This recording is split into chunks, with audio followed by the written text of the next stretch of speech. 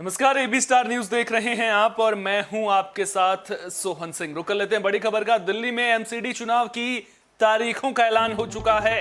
तो दिल्ली से ये बड़ी खबर सामने आ रही है। एमसीडी चुनाव की तारीखों का ऐलान हो गया है। 4 दिसंबर को वोटिंग होनी है। 4 दिसंबर को वोट डाले जाएंगे, जिसके बाद 7 दिसंबर को एमसीडी चुनाव के नतीजे सामने आएंगे। 7 नवंबर से नामांकन की प्रक्रिया शुरू हो जाएगी। 14 नवंबर तक उम्मीदवार नामांकन दाखिल कर सकेंगे। दिल्ली में नगर निगम की 250 सीटों पर चुनाव होना है। एससी के लिए 42 सीटें आरक्षित की गई हैं, वहीं महिलाओं के लिए 50% सीटें आरक्षित हैं, यानी कि आधी सीटें महिलाओं के लिए आरक्षित की गई हैं। यह जानकारी दिल्ली चुनाव आयुक्त विजय देव ने दी है।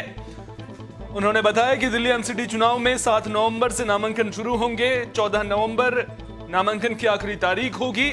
16 नवंबर तक नामांकन पत्र की स्क्रूटनी होगी और नामांकन पत्र वापसी की आखिरी तारीख 19 नवंबर होगी, जिसके बाद 4 दिसंबर को वोटिंग होनी है। 4 दिसंबर को उम्मीदवारों की किस्मत का फैसला होगा, जिसके बाद 7 दिसंबर को नतीजे सामने आएंगे। एमसीडी किसकी होगी?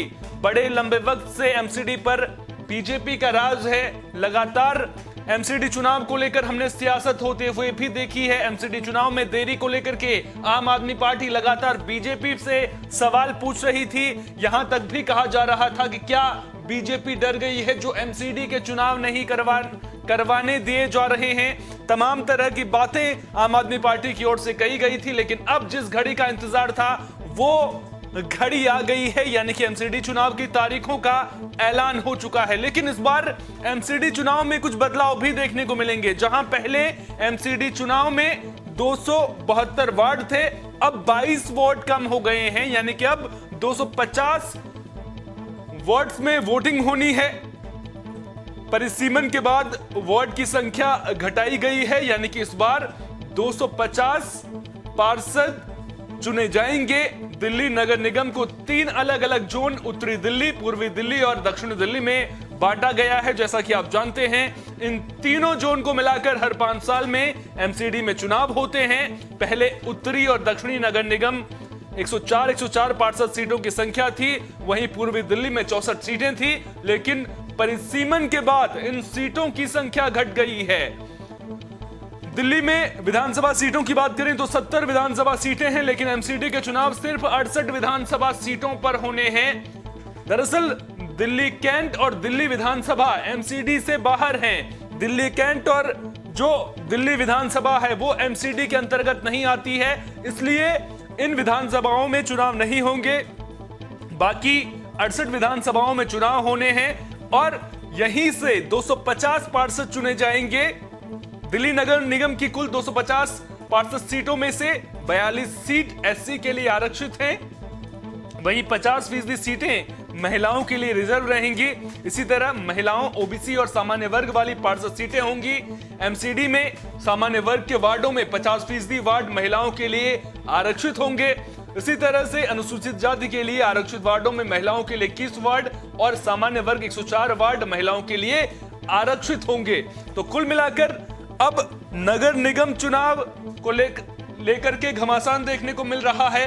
और अब कल से जो आचार संहिता है, माफ कीजिएगा, जैसे ही चुनावी तारीखों का ऐलान होता है वैसे ही आचार संहिता लागू हो जाती है, यानी कि अब जो बैनर पोस्टर हैं वो हटा लिए जाएंगे, आचार संहिता लागू हो जाएगी।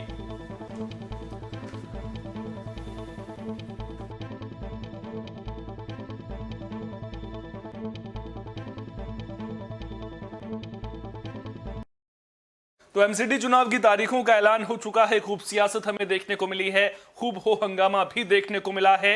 चुनाव में देरी को लेकर के भी खूब बातें निकलकर सामने आई हैं। आरोप प्रत्यारोप की सियासत भी खूब देखने को मिली है। परिसीमन के बाद वार्डों की संख्या भी घट गई है। 250 पार्षद चुने जाने हैं। 68 विधानसभाओं में एमसीडी चुनाव होना है, लिहाजा नजरें अब दिल्ली में एमसीडी चुनाव पर रहेंगी, क्योंकि ये एमसीडी चुनाव कहीं ना कहीं जब 2024 में चुनाव होने हैं उससे पहले दिल्ली के जनता का मिजाज क्या है उसे भांपने का मौका भी कहीं ना कहीं जो सियासी पार्टियां हैं उनको यहां पर जरूर मिल जाएगा।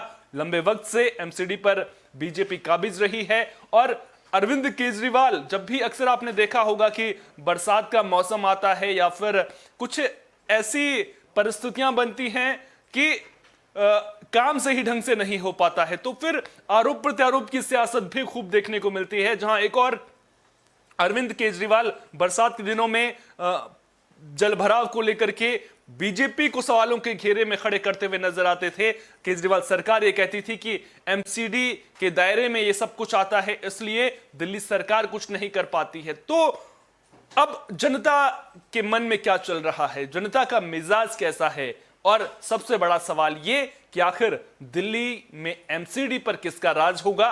7 दिसंबर को चुनावी नतीजों के साथ में इसका फैसला भी हो जाएगा।